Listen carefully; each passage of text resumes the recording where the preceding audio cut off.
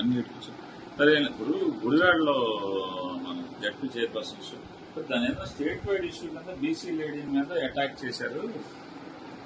Telugu Desam MLA గోండాలో MLA direction పైనుంచి Lokesh direction అని కొంచెం గట్టిగా స్టేట్ వైడ్గా అందరితో మాట్లాడించి కొంచెం చేస్తే బాగుంటుంది. BC lady Gowda caste okay, దాన్ని అందరితో లౌడ్గా కొంచెం టేకప్ చేస్తే బాగుంటుంది.